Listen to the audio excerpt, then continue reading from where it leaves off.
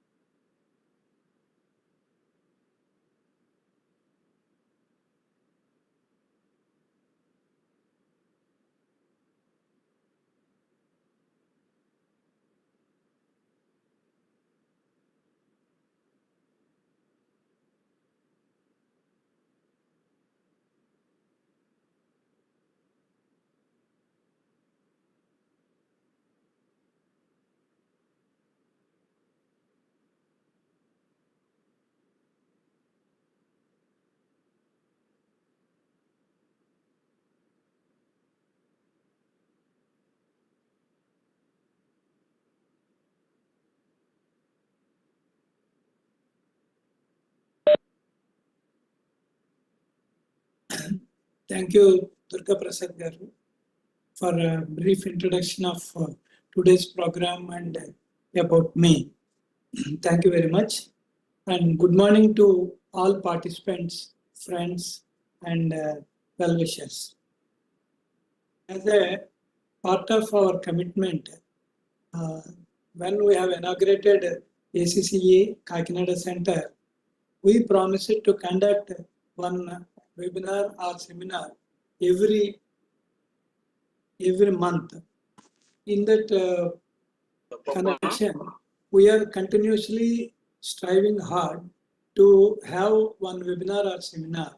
And today, our topic is on an overview on recent Japan earthquake and the importance of structural audit.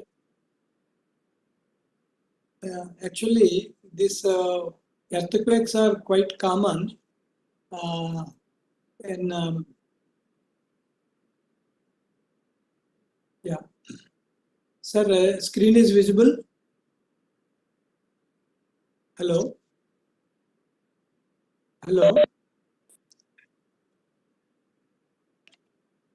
Yeah. Visible, sir, visible. Visible, sir?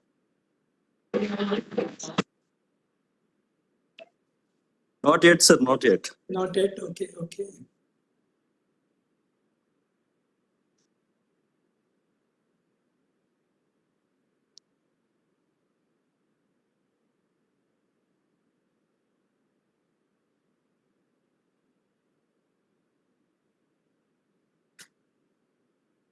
Sir, share option. Durga Prasad Garu.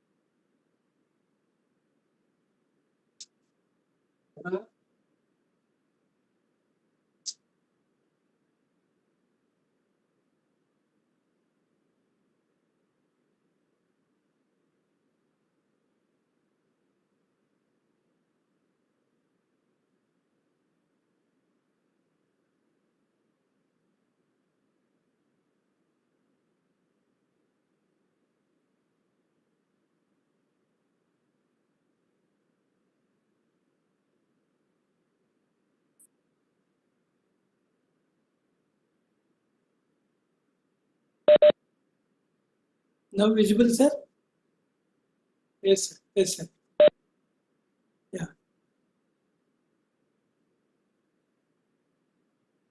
An overview on recent earthquake at Japan and the importance of structural audit. Actually, when we talk about this earthquakes, yesterday night, I have seen one news in TV.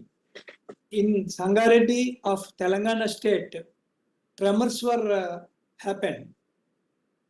Previously, it is a rare, very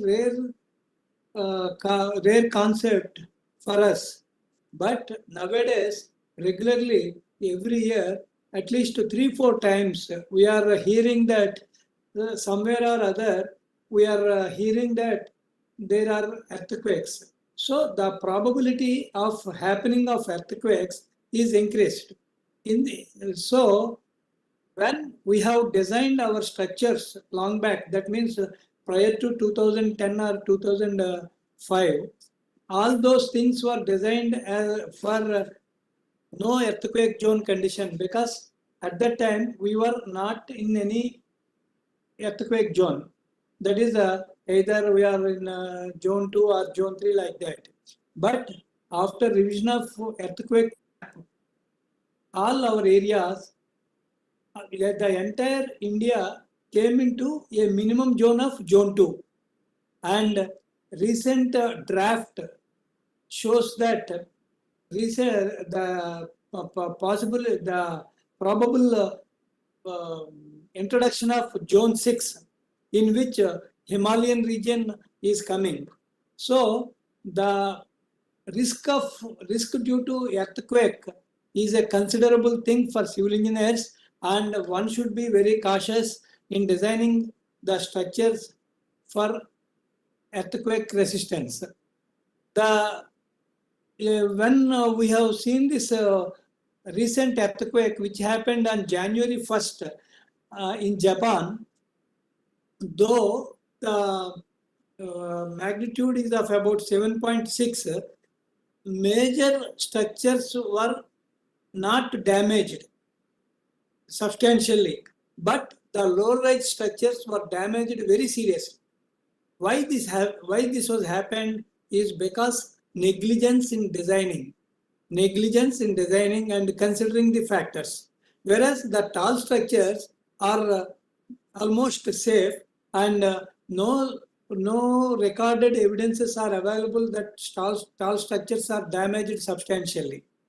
And the systems which they have developed, with that, they have reduced the death toll considerably. So we have to make such systems in our constructions also. Thereby, we can reduce the loss of human life and loss of money. So now I am coming to the point that on 1st January 2024, Japan faced a seismic upheaval, a moment where the ground beneath us reminded us to its immense power. The seismic event, registering a magnitude of 7.6, unfolded in Ishikawa, leaving the indelible mark on the region.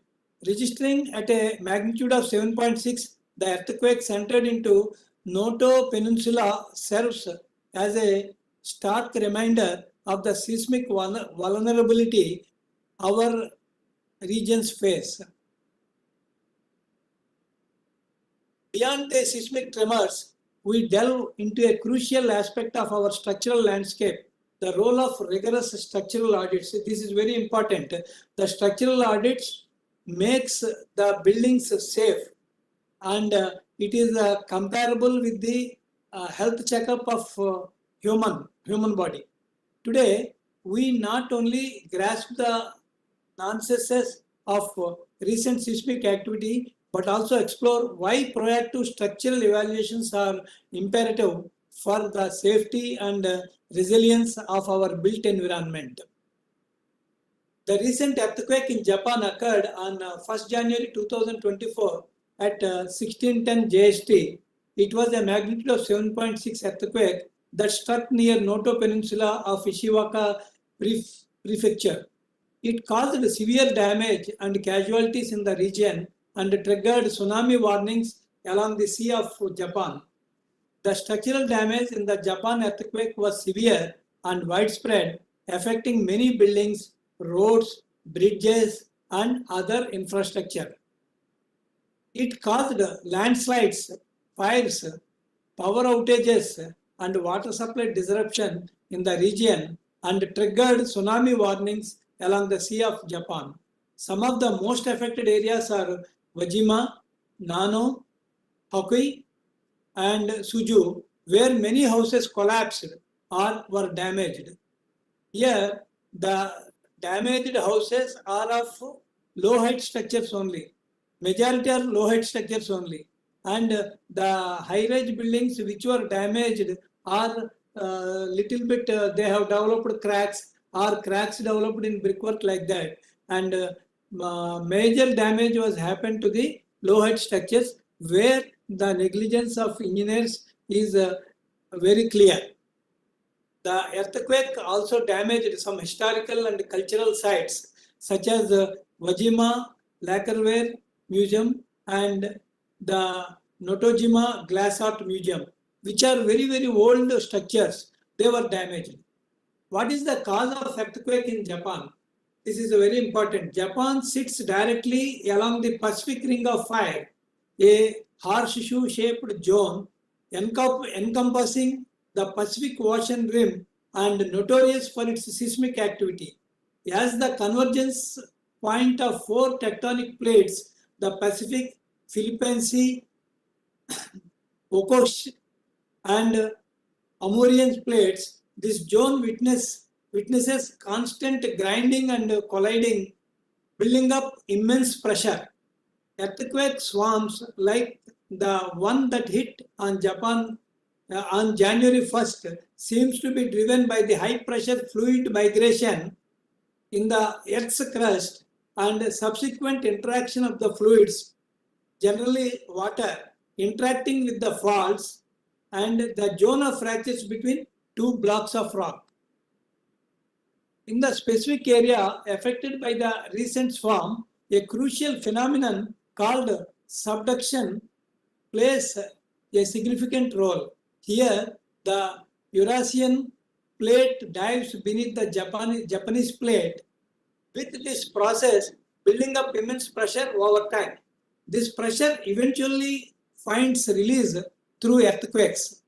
Often it bursts like a recent swarm. In fact, according to Hirata Naoshi, an expert on the mechanism of earthquakes, seismic activity has been very active in the Noto region in Ishikawa Prefecture since around December 2020. Here, what the Hirata Naoshi's observation is that the earthquake activity started in December 2020 itself, and from then onwards, it is working on it. This is the damage.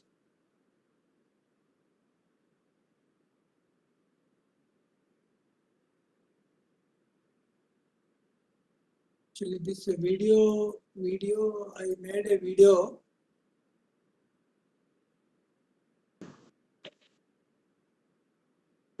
It is okay. It is.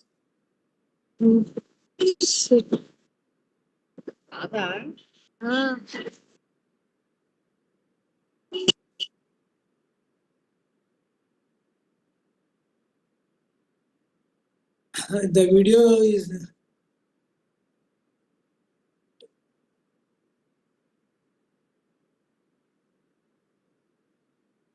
Okay, this video is not moving. Yeah. An adage of seismic design states that earthquakes don't kill people, buildings do. This is very important. Earthquakes don't kill people, buildings will do that. Earthquake won't do that, but buildings will do. That means that we should be very careful and cautious in designing the structures to avoid the catastrophic failures or human loss to avoid human loss. And in one of the world's most quake-prone countries, architects, engineers, and urban planners have long attempted to disaster-proof towns and cities against major tremors through a combination of ancient wisdom, modern innovation, and ever-evolving building codes. Here, the ever-evolving building codes is very, very important point. The codes will be revised periodically based on the observations made during that period. And based on such results only, the earthquake map of India was changed, and this area, Andhra Pradesh, came into up to Visakhapatnam and Yalamanchili, it will be in zone 2. And from there onwards, almost the entire state will be in zone 3, except a small patch in Kurnool area. That means previously, majority of the area of Andhra Pradesh is in zone 1 and a small portion is in zone 2. Whereas after this revision, the entire state came into a minimum zone of zone 2. So whatever the structures which were designed earlier are not safe since they were not designed for earthquakes. So the structural audit for those buildings is very much needed, and if based on the requirement and based on the calculations, structures have to be retrofitted and strengthened. Now coming to the subject, what is a structural audit? A structural audit is a overall health checkup. It is quite similar to body checkup. A structural audit is an overall health and performance checkup of a building. Actually, when a building is designed for residential purpose, somebody wants to use it for commercial purpose or for industrial purpose, then also structural audit is a mandate. It is to be done. Why? Because the building is designed for a live load of 2 kilonewtons. Whereas if it is used for industrial purpose, minimum live load to be considered as per IS 875 is 5 kilonewtons. And for commercial buildings, it varies from 3 to 5 kilonewtons per square meter depending on type of usage. So there the analysis is very important, and based on that analysis, if required, the slabs, beams, columns and foundation, everything is to be retrofitted and strengthened. This is very, very important. No, not only for earthquake conditions, but also for if land usage or building usage is changed, then also the structural audit is a mandate and is very much needed to avoid the failure of the structure in future. It ensures that the building and its premises are safe and have no risk. It analyzes, scrutinizes, and suggests appropriate repairs and retrofitting measures required for buildings to perform better in its service life.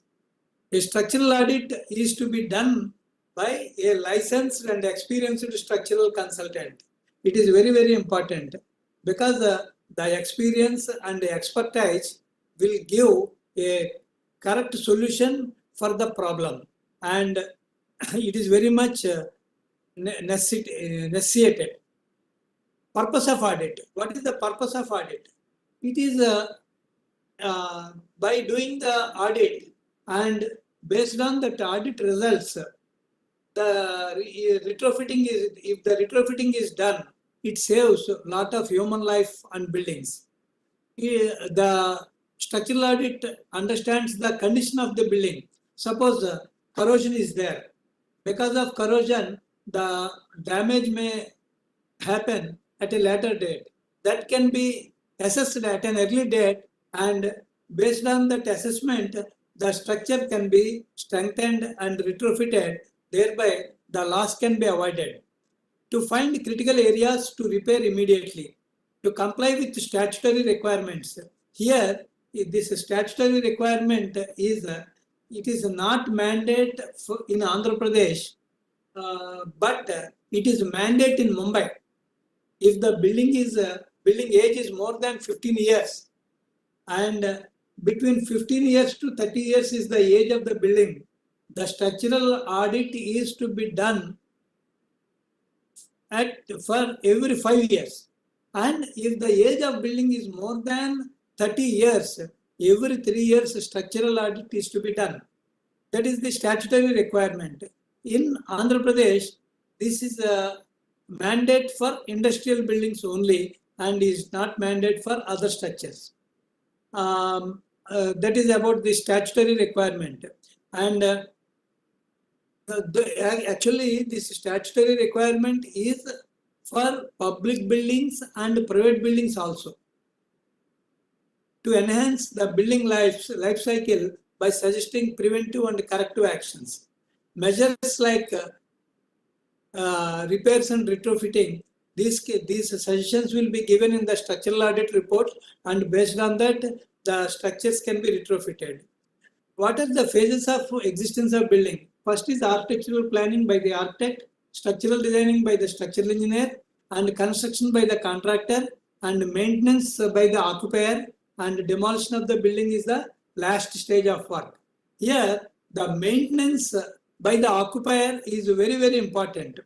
If the occupier observes a small damage, if that damage or repair is attended immediately, the loss will be very, very less, and the life of the structure will not be affected because of this negligence. So the maintenance part is very, very important, and we should instruct our clients to make proper maintenance and regular periodical inspection, physical inspection with their physical observation. If they found any difficulty, immediately, if they ask us, we will give a suggestion. Based on that, our clients will get benefited by doing that. The strength and durability will be affected by inbuilt vulnerability due to first 3 phases. Normal aging. With the age, the strength will get reduced, and that is one point. And bad maintenance. With the bad maintenance, what happens? The aging will be accelerated. This is quite similar to our body health. If we observe and do this medication immediately, the problem will not be aggravated. Otherwise, it will lead to a lot of serious illness. To avoid such things, good maintenance is very much needed.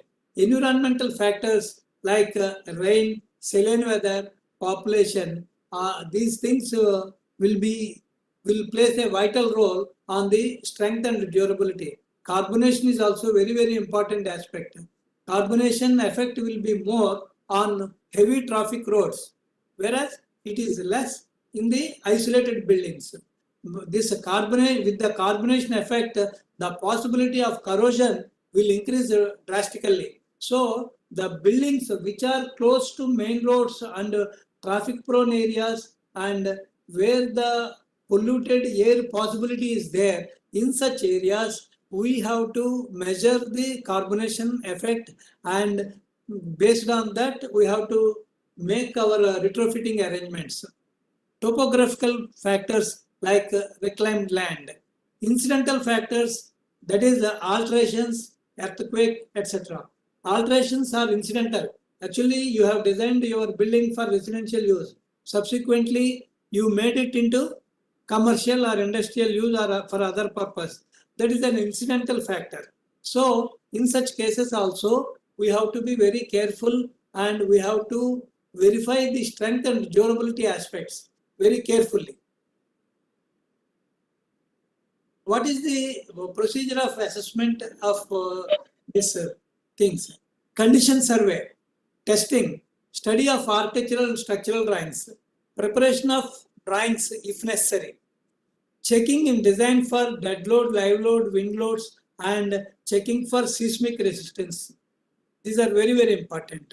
And actually, this wind loads factor also, there is a change in the code after this Hudud cyclone.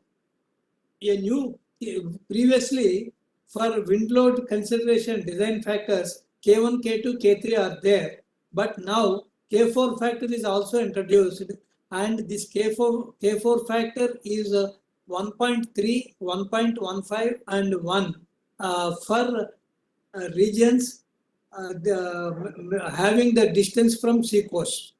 So we have to design as per the latest revisions of IS code, based on IS codes only.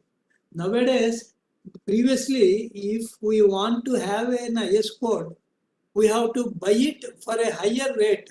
This IS 456 code itself, previously it costs about 1000 to 1200 rupees. But now you got a facility. You can download it directly from BIS website at free of cost.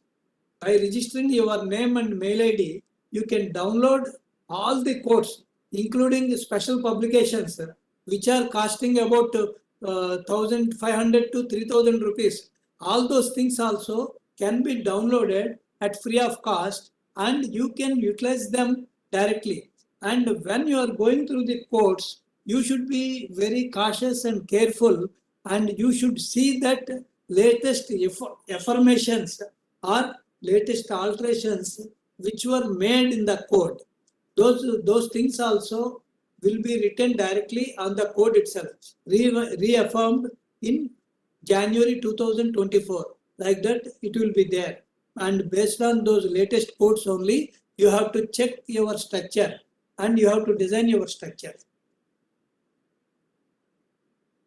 Estimation of cost of repair, rehabilitation or retrofitting work. When the analysis part is completed, inspection is completed, we have to make the estimate, what is the cost of repair or rehabilitation, and based on that, that work is to be executed. The first well-defined essential step of the assessment is very, very important. External or common, external phase, projection, porch, lobby, staircase, elevator, shafts, stilts, terrace, water tanks, LMR, ancillary structures and premises. Here, the cantilever portions are more prone for earthquake damage. So those cantilever projections are to be double checked for their safety. And porticos are also cantilever projections. Those are to be checked very carefully.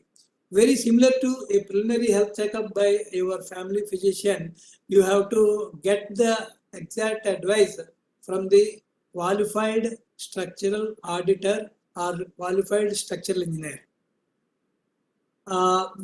First we have to make physical inspection with the binoculars or some physical inspection. Based on that, depending on the requirement, you have to go for detailed assessment and appraisal depending on the findings and recommendations of initial inspection. The mandatory conditions are, as I already explained, 15 to 30 years age, once in 5 years, beyond 30 years, once in 3 years. A building with extension, there is no time limit for this. Whenever you want to make an extension or change, if you want to change the usage of the building, then the audit is to be done.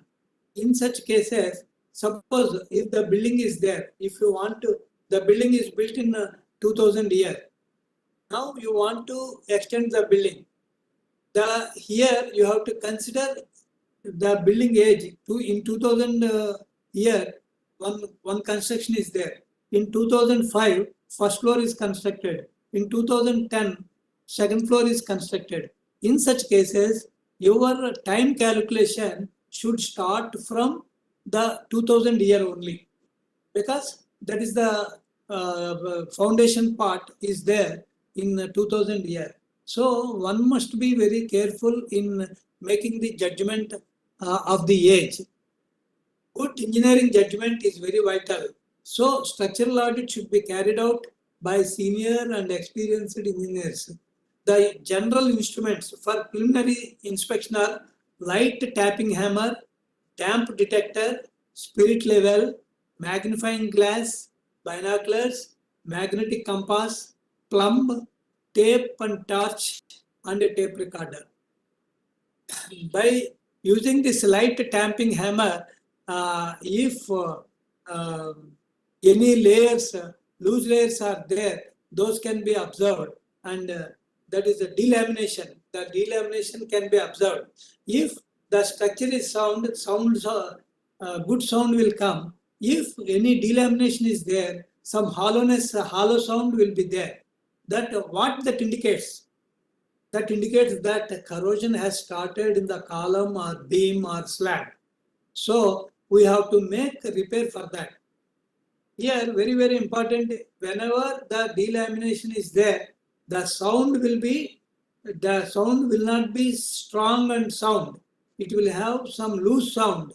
Immediately, it shows that something is happening inside, and the first probability is the corrosion. What to look for? We have to do this. Cracks, spalls, bulges, dampness, corrosion.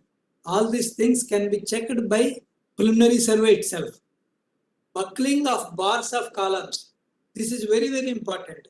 Buckling of bars of columns indicates that the structure is overloaded or the structure is under-designed. So, if the bars of columns are observed to be bent, generally it happens at ground level, above plinth level, it happens generally in majority of the cases. In such cases, what that indicates is that your structure is overloaded and needs immediate retrofitting by strengthening the columns, by increasing the size of columns, and after verification, the foundation size is to be increased. That is very, very important. And second one is excessive deflection, which causes local failures. Generally, excessive deflection occurs in cases where the depth ratio is not properly maintained. From deflection point, though that your design satisfies 100 mm thick slab for a 4 meters or 5 meter span because of lower load on the slab. But from deflection point of view, the minimum required thickness may be 125 to 150 mm. Though it is not required as per your design load calculation, based on deflection aspect, you have to maintain the minimum thickness as per deflection point of view. If that is not maintained, what happens? That deflection will take place, and thereby cracks at joints will happen, and from there leakages and local failure may happen. So to avoid such things, one should be very careful in designing the structures, and they are to be very much verified from deflection point of view also. And settlement of foundation and tilting of building. Generally, majority of the soil investigation is focusing at the depth of foundation. People will try to get the sample. Suppose if the foundation is proposed at 2 meters depth, one 100 mm dia pipe of 600 mm length, people will take, and they will collect sample at the 2 meters depth. And the soil investigation will be done, and based on that report will be generated, and the safe bearing capacity is given as 20 tons per square meter. That means that you have tested the soil at a depth from 2 meters to 2.6 meters. Can anybody be sure that the same strata will be there up to 10 meters or 15 meters? No, there is no possibility at all. There is a possibility of having a change even at 2.7 meters. So, for making the soil sample collection, one should be very careful, and they have to obtain the minimum data up to a depth of minimum 2 times the width of footing. Since at the initial stage itself, we doesn't know what is the size of footing, it is recommended to go for a sample collection up to 10 meters. And based on the soil profile, the safe bearing capacity can be decided, and based on that, if the buildings are designed, there will not be a possibility for the settlement of foundation.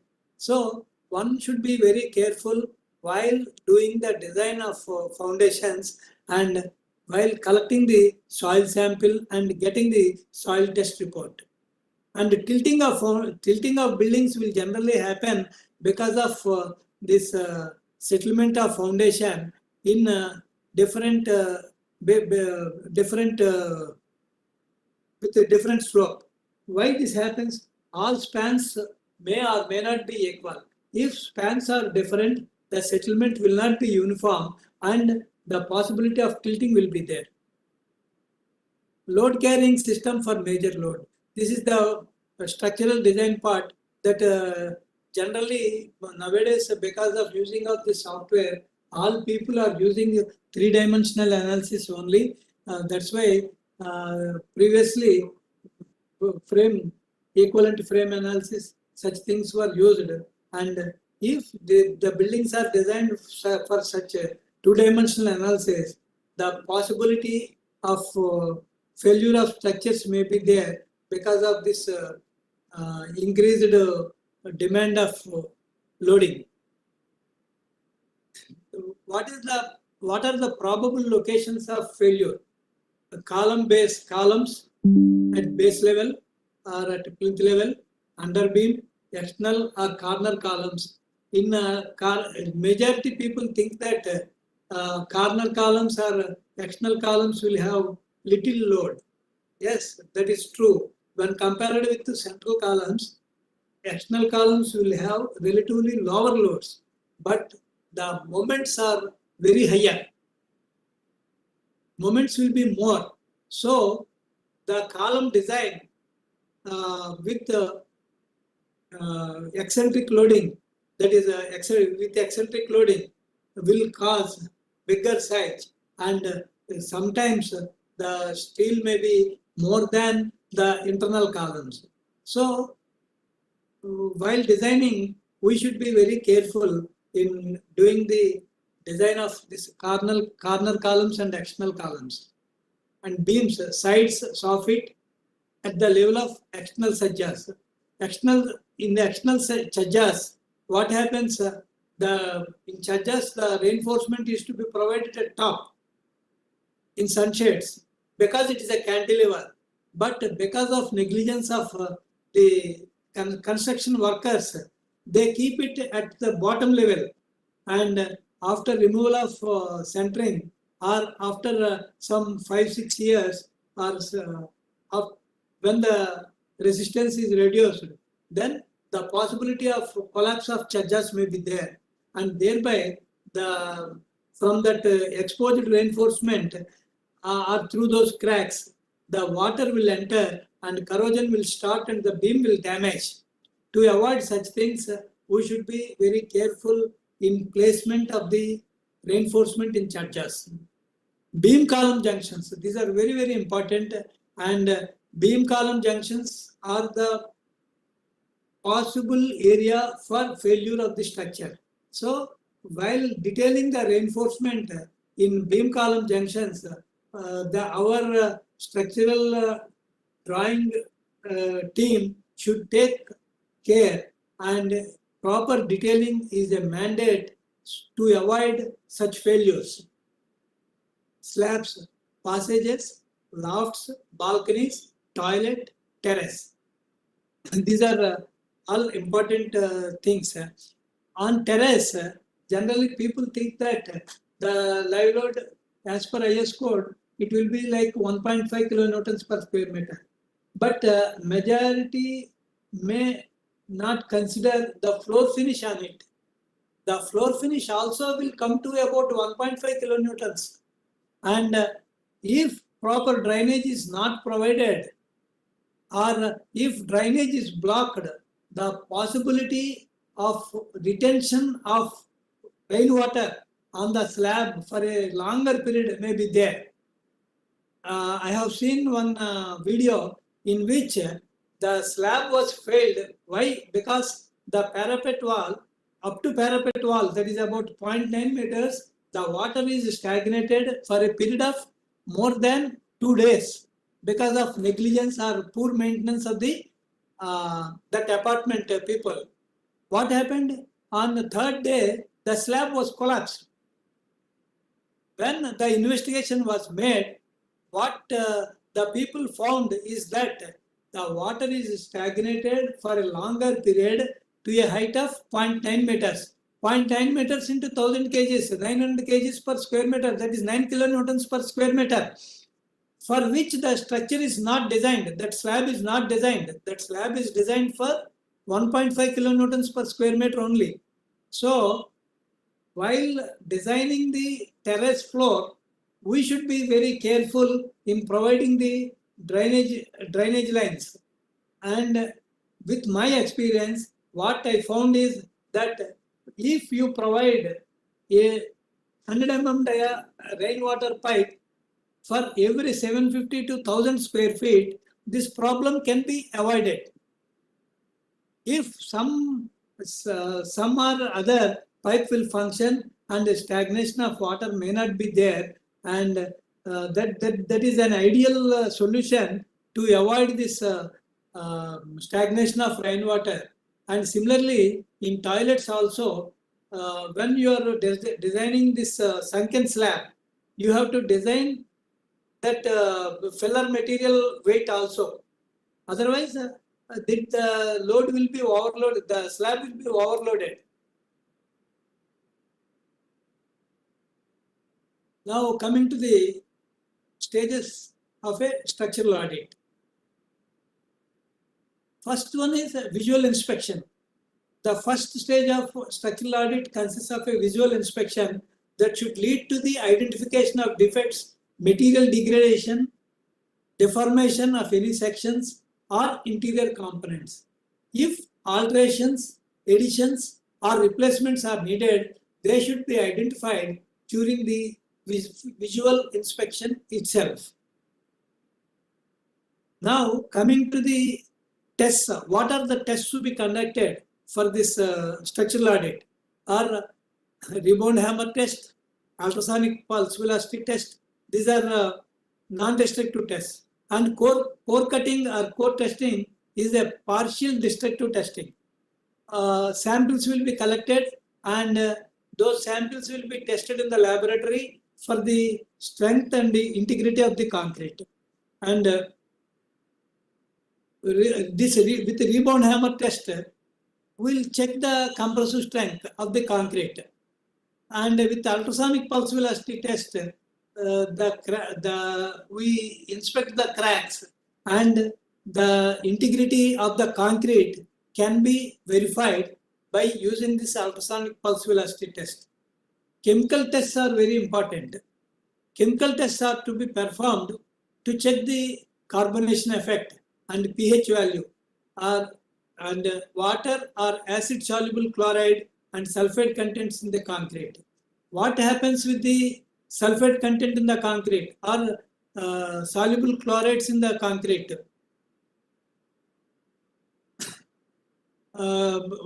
This corrosion effect will increase, and with the corrosion, the possibility of failure of the structure will be there. Rebar locators, these rebar locators will be used to measure the cover and to check the diameter and reinforcement steel, location of reinforcement steel, where it is there, that can be checked by these rebar locators. Water permeability test is to be carried out to check the resistance of concrete under water pressure. This water permeability test is to be conducted to check up to what depth the water will reach. As per IS code, it should not be more than 25 mm. Why this condition is 20 mm? Why this condition is provided? because the minimum cover to be provided is 25 mm. If the depth of water penetration is up to 20 mm only, this will not reach to the reinforcement, and thereby reinforcement won't get damaged. So if the water permeability is up to 20 mm or more than that, that is to be checked by this water permeability test. And this another one is half cell potential testing test method. This is to be done for corrosion. The possibility of corrosion can be tested with this half cell potential test equipment. Some of other popular tests in current practice are leak testing, electromagnetic testing, laser testing, magnetic particle testing, etc.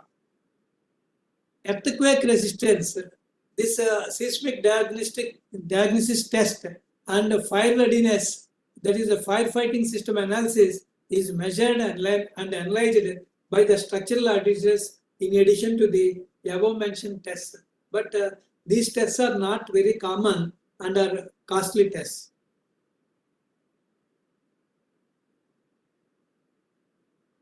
Analysis report. After the inspection, this analysis report is to be prepared, and it should have some salient features, recommendations for repairs based on assessment of deterioration, breakage, and faulty materials. Retrofitting and restoration techniques are measures to bring the damaged components up to required standard, and strengthening the current components of the building to make it more resistant to collapse and increase its load-bearing capacity. This is one sample structural audit report. In this, the data is collected at the site: name of building, description, address, ward, society name, type of ownership, age of building, contact person details, inspection date, inspected by whom. And these observations are foundation data, on foundation data, superstructure data, and in superstructure almost about 30 points are there. Cracks in columns or rusting of steel or exposed steel, cracks in buildings or rusting of steel or exposed steel, cracks in slabs, like that, cracks in external walls, cracks in internal walls, leakages and dampness in external walls, toilets leakages and cracks, terrace waterproofing inspection, leakage and dampness on the top floor slab, inspection of water tank above terrace, inspection of underground sump, leakages and damages, plumbing lines, water lines, drainage lines, electrical lines, building last repaired details. This is also very important. Suppose for column they made a repair in 2020, but in the same area, generally if you do any retrofitting job, it will have a minimum life of 10 years. But if the same column shows the same crack again in 2023 or 2024, that means that the analysis made in 2020 is not correct, and it is to be reanalyzed, and you have to go thoroughly through the design aspects, whether the column is overloaded. If so, it is to be retrofitted in a different manner by jacketing. It is to be done. That such things are to be carefully inspected, and the previous repair date plays a vital role in making our new decision. Cost of repair work. At that time, what the cost they have spent. Based on that, you can assess whether they have gone for full details which were given earlier, or they have done a budget-based repair work, a temporary work. Like that, you can assess. That's why you have to obtain that cost of repair work also. What was repaired? What are the things they have repaired at that date? Date of construction of building, whether it is RCC or load-bearing structure or frame structure, idea about foundation strata from surrounding areas and inquiry, and high flood level during monsoon, during this monsoon, during last 5 years, any cracks observed during earthquake, architectural plans if available, structural plans if available, building plan approval date, occupation date. Is building designed for earthquake code or not? Is building designed for earthquake code? Here, in 1984, one code is there. After that, it is revised in 2002. Whether if the design data is available, you have to check whether it is designed for which code. That's also very important. Tests recommended: rebound hammer test, concrete core cutting and compression testing, half cell potential test for determining the probability of corrosion in embedded steel, carbonation test for carbonation depth, measurement for steel, ultrasonic pulse velocity test for strength assessment of concrete, integrity test for pile foundations. If pile foundations are there, integrity test is also very much recommended, where in cases the foundations are observed to be having some settlement, then the possibility of bad quality of workmanship of piles may be there, and to verify that, pile integrity test is to be conducted. Repairs are retrofitting suggested, and what are the conclusions? After completion of repair works, review of repairs carried out, that is to be verified by the same structural auditor, and he has to make a note on it. Thereby, the report will be in the complete form. The tools used for structural audit are rebound hammer, ultrasonic pulse velocity equipment, half cell, light tapping hammer, damp detector, spirit level, magnifying glass, magnetic needle, plumb, binoculars. Now, the majority of the major structures are safe in Japan, where the frequency of earthquakes is very high. Even in such conditions, major structures, tall structures are safe.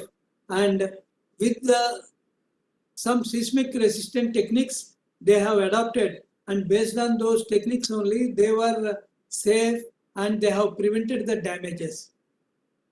Depending on the location and purpose of building, use of steel frame in the building's core, that is here we most commonly use RCC frame structures. There, majority of the high-rise structures are made with steel frame, as opposed to the RCC as in core common in Western structures. The use of diagonal dampers, steel beams and columns rather than concrete columns. Pendulums in the core or on the rooftop of the building. When the construction is new one, they are making these pendulums in the core itself. Whereas they made some buildings retrofitted. In those retrofitted buildings, they provided the pendulums on the roof of the building. That figure also I will show you. Dampers installed between the levels of the building. Mesh structures to help to fortify the building. Made to break the joints. Many new buildings are also connected to the country's early warning system, which alerts inhabitants of an oncoming earthquake.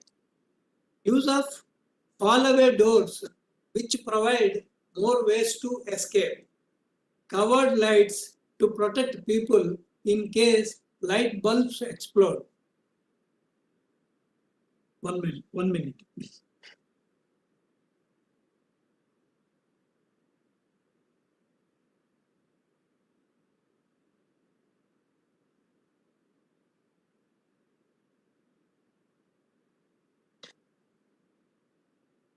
Yes, one of the tallest buildings in the world, the Tokyo Skytree Tower, is believed to be totally earthquake proof. Totally earthquake proof, not earthquake resistant. It is earthquake proof. It uses seismic dampers on the structure's base, which connect to a central pillar that can absorb an earthquake's shock. Absorbing the power of earthquakes is not only something to think about on new buildings. In the example of the Shinjuku Michi building, also in Tokyo, several 300 tons pendulums were retrofitted on the skyscraper's roof. The pendulums rock back and forth during a quake, which helps to counteract the building's side-to-side movement. To avoid this oscillation, the pendulums work in opposite direction to this ground movement. Thereby, the structure can be in the safe condition. Japan-based Komatsu Saiten Fabric Laboratory has created a new thermoplastic carbon fiber composite called Capcoma strand rod. The strand rod is a carbon fiber composite which is covered in both synthetic and inorganic fibers and finished with a thermoplastic resin. The carbon fiber strands have many advantageous features. Not only it is aesthetically pleasing, but it also is the lightest seismic reinforcement in the world. It has high tensile strength with a delicate but strong structural body. Here you can see this carbon fiber composite. It is giving a good architectural feature, and it is giving lot of earthquake resistance to the structure. This is a very new material and innovative material which is recently in use in Japan. This what is this base isolation? This seismic base isolation is also known as base isolation or base isolation system. It is one of the most popular means of protecting structure against earthquake forces. It is a collection of structural elements which should substantially decouple a superstructure from its substructure that is in turn resting on shaking ground, thus protecting a building or non-building structure's integrity. The isolation can be obtained by the use of various techniques like rubber bearings, friction bearings, ball bearings, spring systems, and other means. Here you can see the base isolation. This video is not working. Actually, I made a video and kept it here, but it is not working.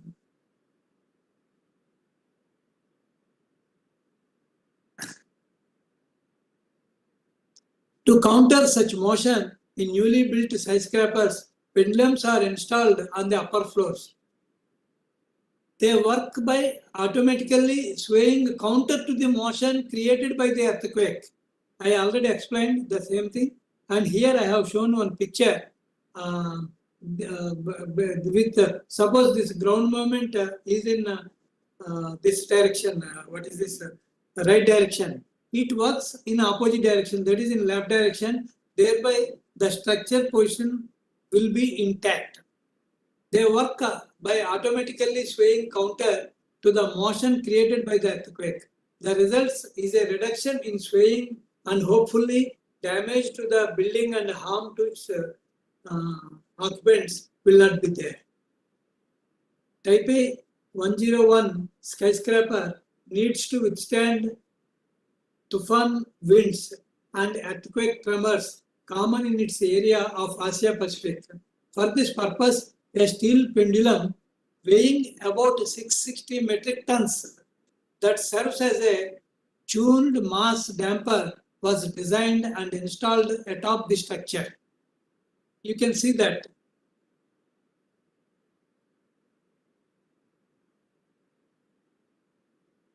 Now coming to the importance of structural audit in seismic safety of a structure.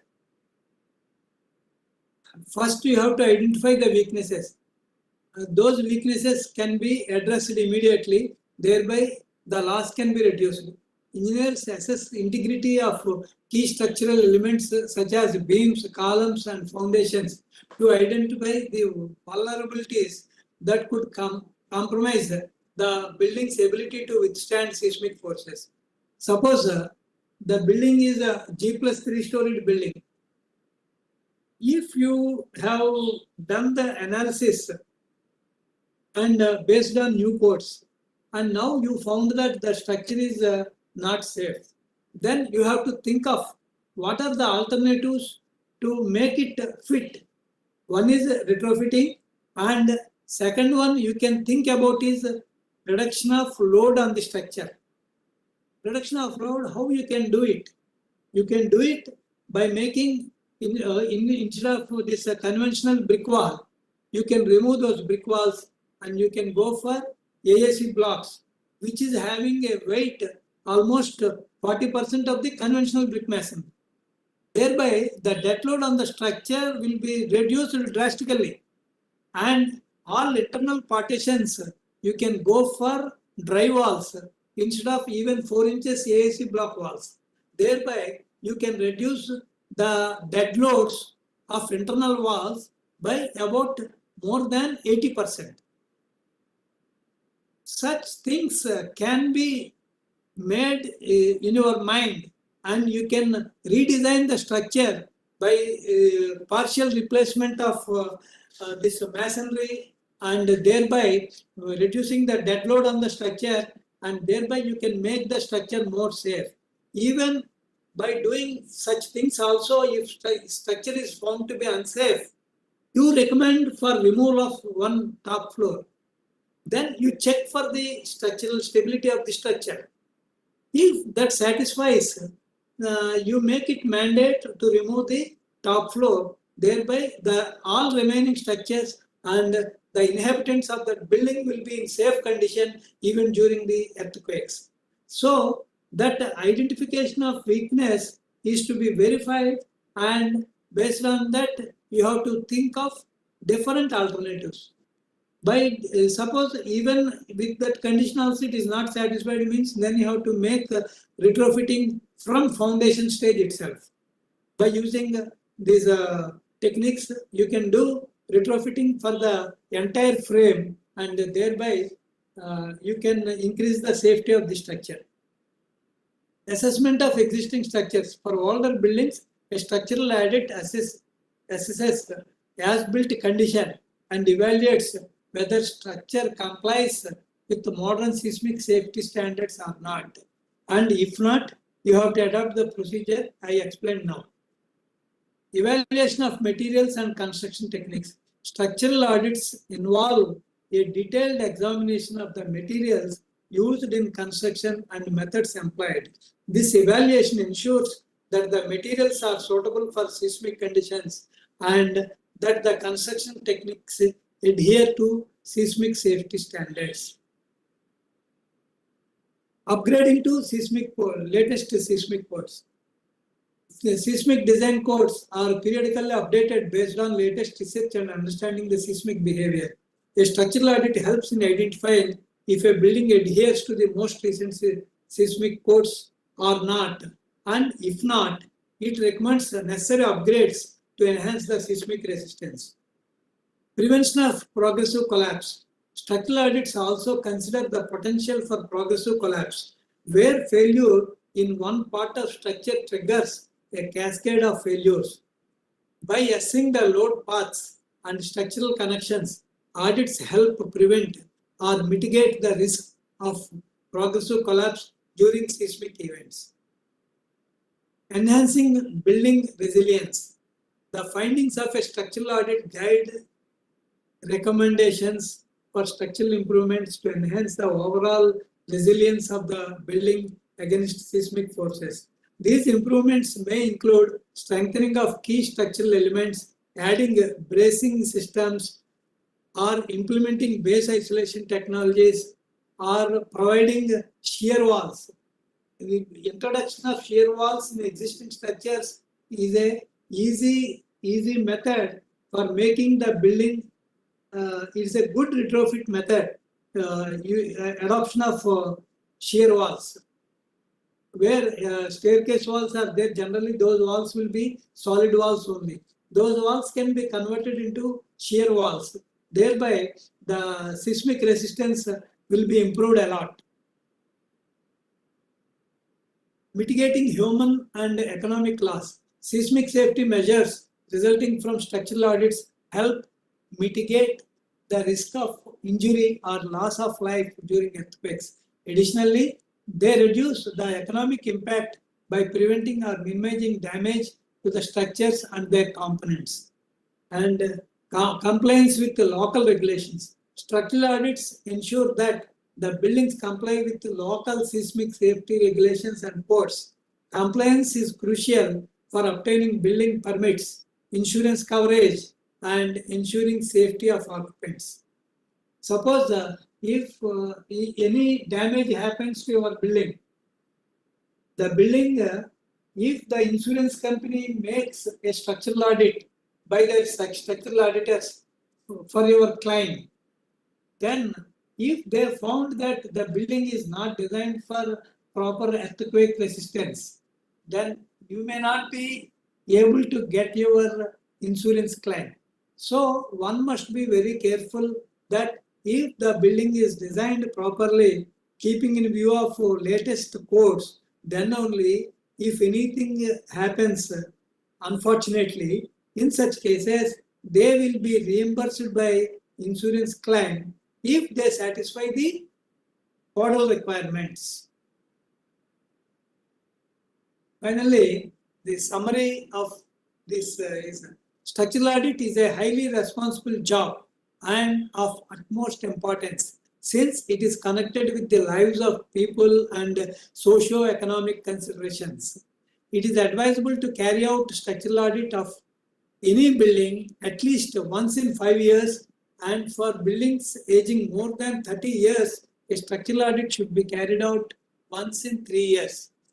Thereby, suppose in the first audit, if you have observed that there are hairline cracks only, if those hairline cracks are still hairline cracks only after 5 years also, then you need not worry for it. But if the hairline cracks are increased in width, that means that the cracks are maybe due to structural cracks. So that regular audit gives you a clear emphasis on what type of crack it is and what are the measures you have to take to overcome the deficiency. The effective carrying out of structural audit prevents deterioration of building, ensuring sustainability. The periodical structural auditing and analysis for the health of existing buildings are very important for finding the present status of structures. Structural audits are essential for evaluating the seismic safety of buildings by identifying vulnerabilities, assessing compliance with seismic codes, and recommending necessary improvements to enhance buildings' ability to withstand seismic forces. Thank you. And any queries?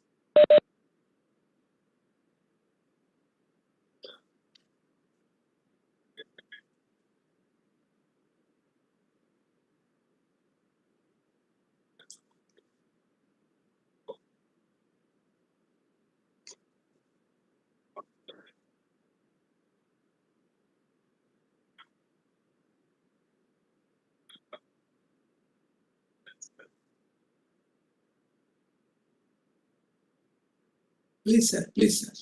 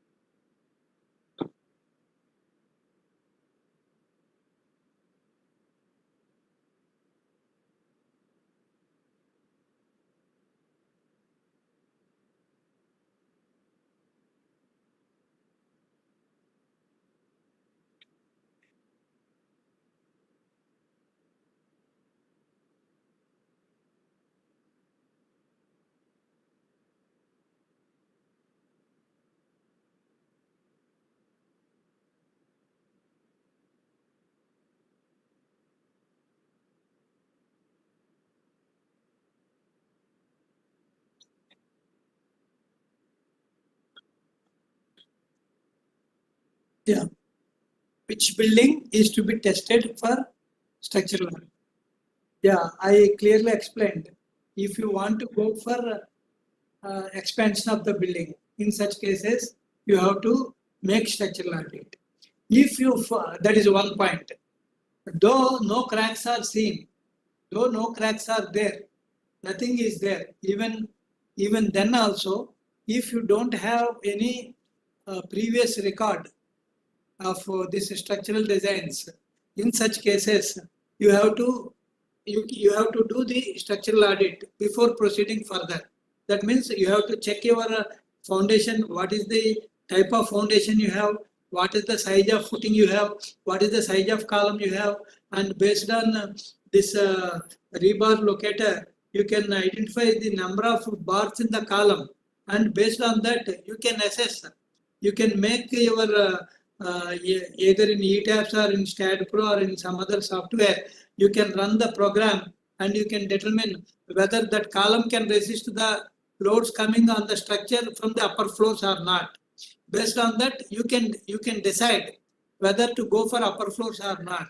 If you are very particular to go for upper floors, then you have to retrofit or you have to make the foundations bigger and your columns bigger by, by doing retrofitting, and then only you can start construction of your upper floors. In such cases, it is very much needed, and it is very much needed in case where the buildings are very close to main road and buildings are built more than 30 years or 40 years. In such cases, what happens? The effect of carbonation will be there on the structure. For carbonation test is to be conducted, and based on that carbonation test result, you have to go for detailed investigation so that if corrosion is observed, then you have to retrofit the structure. So, and in cases where the cracks are seen or deflections are seen or bulging of reinforcement in columns is observed, in such cases also this what is this structural audit is very much needed. Yes, sir.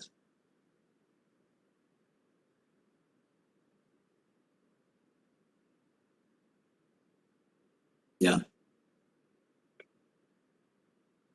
Yes, sir. Yes, sir.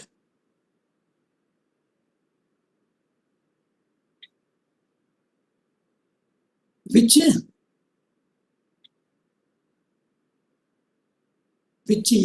age? Uh, yeah, in Maharashtra code, they have specified up to 15 years age.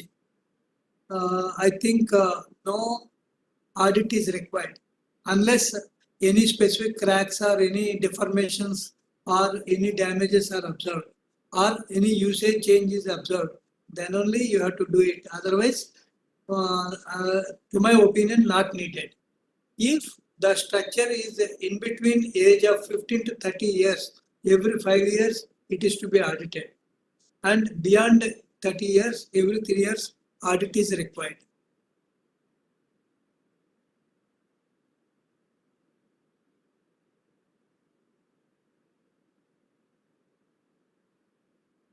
Yes, sir.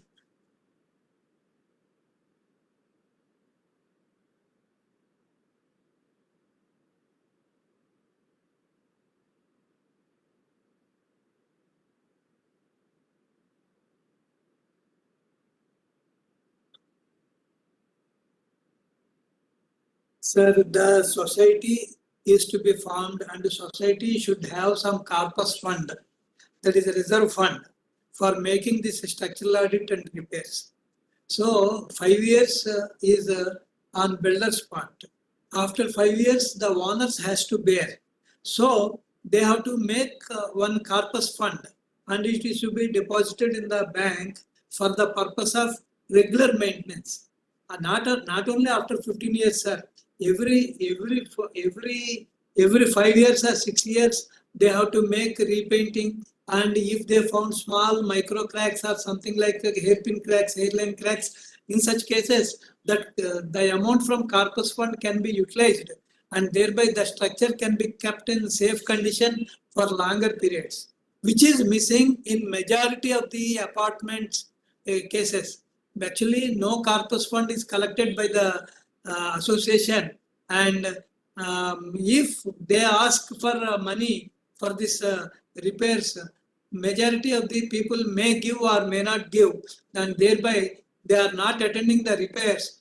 Thereby, the life of the structure, instead of 80 to 100 years life, that is coming to 30 years or even lower than that. To avoid such things, the builders should insist for corpus fund during the apartment's sale itself. Okay.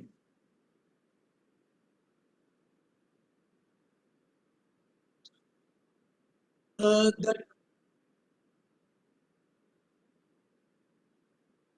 yeah, professional structure for structural audit, generally it ranges between 1 to 3 rupees per square feet, depending on the size of building and type of tests to be conducted.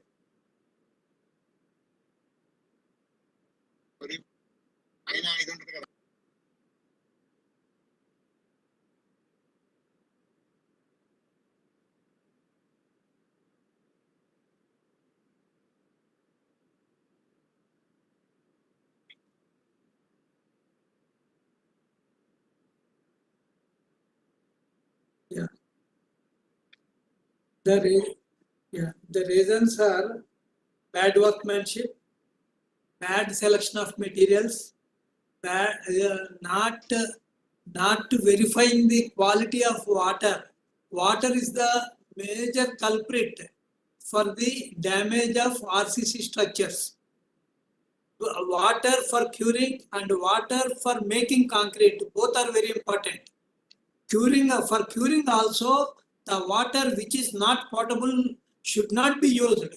Whereas majority of the people, builders or owners of the buildings or engineers, are least worried about quality of water. Water is the major culprit. It causes accelerated sulfate attack and chloride attack, and thereby the reinforcement gets damaged. If the reinforcement gets damaged, the spalling will take place. And why it happens? Because the reinforcement volume will increase 3 times if the corrosion takes place. To accommodate that 3 times increase of volume, that it tries to spall out the concrete. Thereby, such cracks are observing. So, while doing the soil test, similar to soil test, water test is to be conducted. And similarly, the quality of materials is also plays a vital role. The quality of sand, whether the chloride content and sulfate content in the sand is also to be checked. In some areas, the quality of sand may not be good, and that is to be checked in the laboratory before using them. These are the reasons for failure of RCC columns even at the age of 2 years or 3 years.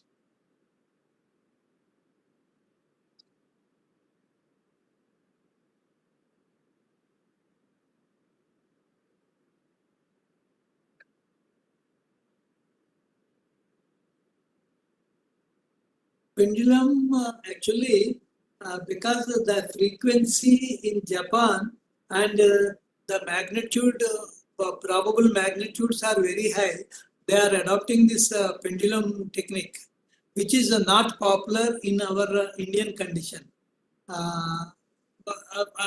Moreover, I don't have much idea about that pendulum system, and I have to verify that because it is not popular in India. I have not concentrated on that subject.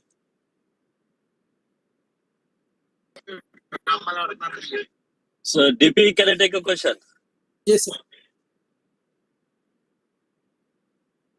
Yes, sir.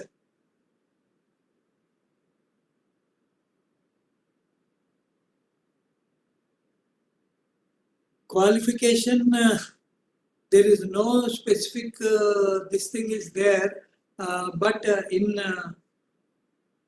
Mumbai, they are following BTech and MTech structural engineering with 10 years experience in the field of testing.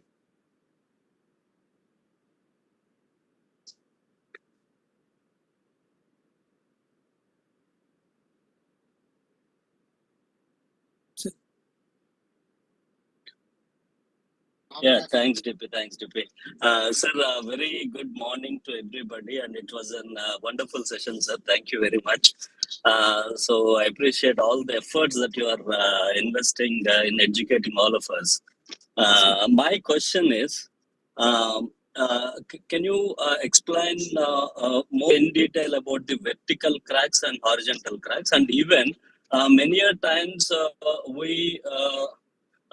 we confuse between the crack in the wall and crack in the column and beam. Many a times we never know where is the column, where is the beam, sometimes because they merged in the plastering. So can you please put a light on this? Yeah. Vertical cracks means it's a structural crack. Positively, it's a structural crack. Even horizontal cracks are also structural cracks. The diagonal cracks, which are small micro cracks, they may be due to temperature differential or due to poor workmanship. But whereas this horizontal cracks happens means that the beams designed are of substandard, then only this horizontal, the possibility of getting the horizontal cracks will be there. And the vertical cracks, generally the vertical cracks which are, as per my opinion, your question is vertical cracks adjacent to brick wall and column Yes, sir. brick wall junction. Yes, sir. Those are majority are due to poor workmanship. Majority are due to poor workmanship.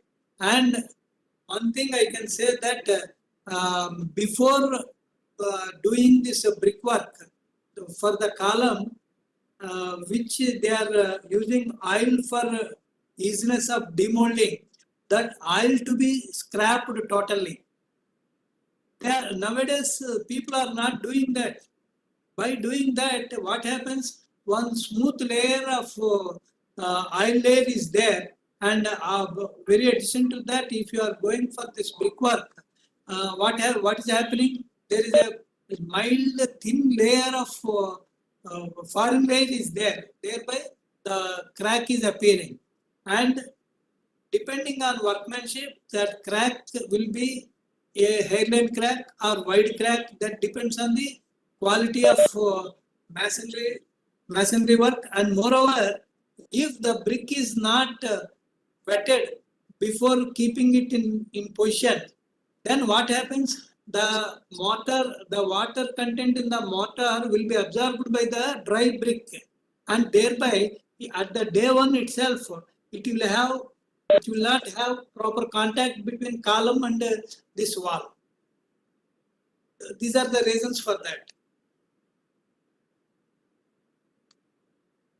Yeah, thank you, sir. My another question is, my opinion, in fact, my view on this is, civil engineers from ages and past, so many decades, we are the poorest marketers of our profession. Yeah. That is the reason, as part of the answering engineer Venuga's question, you have answered that rupees 1 to 3 rupees per SFT is what hardly structural audit costs. So if I take about 1,000 to 1,500 square feet individual ground floor building, it is costing less than 5,000 rupees, if I understand properly. Yeah. So here we, part of all this, whoever part of this webinar should take the responsibility, market ourselves, and make the people aware that Yeah. is how important this structural audit is. Because everybody who purchases a property, they take a Vastu Siddhanti to the property and get into the worst detail of the building. Yeah. Where exactly that smallest opening is there and all that. But Yeah. they never worry that they have to do a structural audit before they buy, because individual buildings at Kakinada costing about 60 to 70 lakhs average in Yeah. the outskirts also now. Yeah. So we have to make sure that we market ourselves in this area, the importance of the structural audit. And it's a wonderful session, sir. Thanks for all your time investment. Thanks, DP. You have been a great support system to Balan Sundarrao Garu from last 2 to 3 years. We are seeing you consistently in all the webinars. And my heartiest congratulations to the team ACCE Kakinada. And my thanks to Venugaru also for his all questions. Thank you very much. I withdraw here and I give a chance to others to ask some questions. Thank you, sir. Thank you.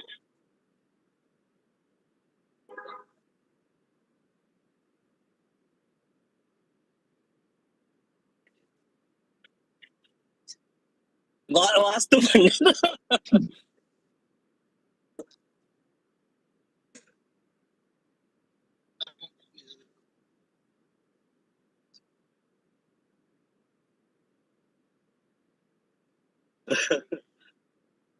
This is the area where we have to market ourselves. We can't keep the hoardings for this, but absolutely we have to educate all the clients and because it's a terrible thing that people Vastu Siddhant is giving the structural designs and details also.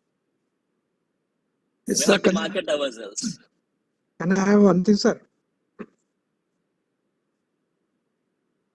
Sir, regarding this structural cracks, where the beams are getting the cracks on the vertically, I feel that will be more dangerous than the cracks in the brickwork, because we are doing the frame structure.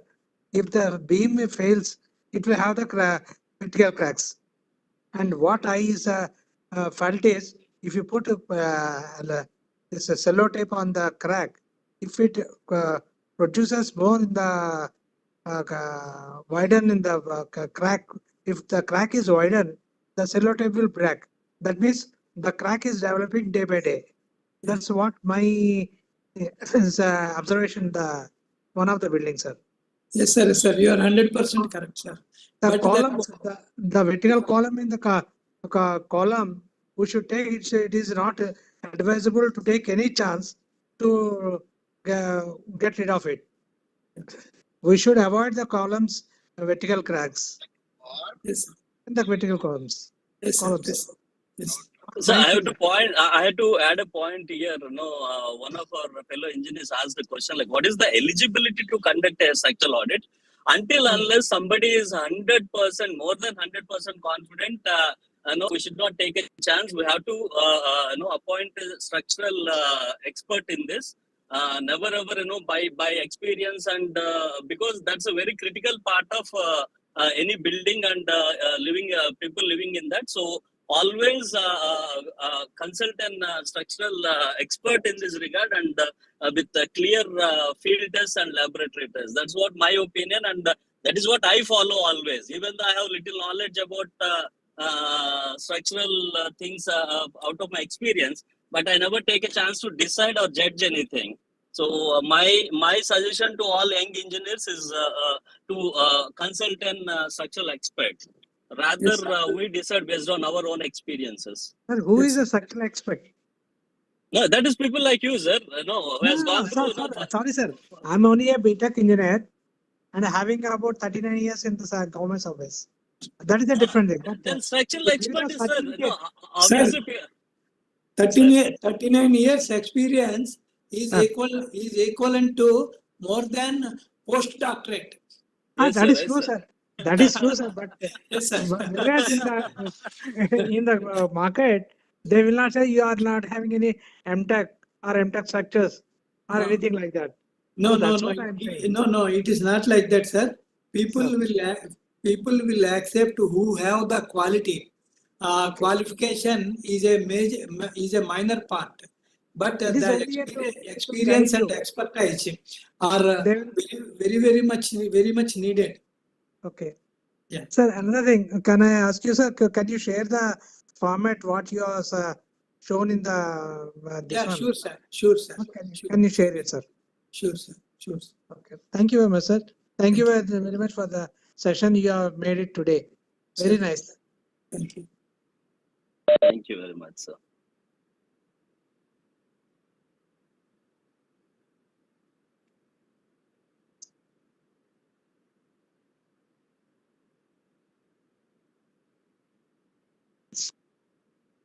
Hope no one is having. Thank you. Thank you. Thank you all. Thank you, sir. Thank you very much.